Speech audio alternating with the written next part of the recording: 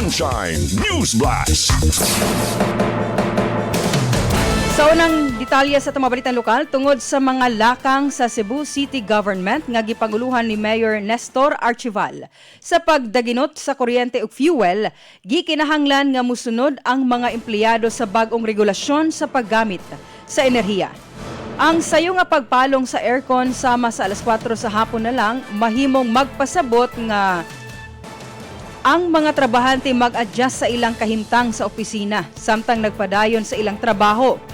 Ang pag-regulate sa elevator ug suga sa common areas mahimo usab nga makaapekto sa kaharuhay ug kahapsay sa paglihok sa mga empleyado ug bisita sa City Hall.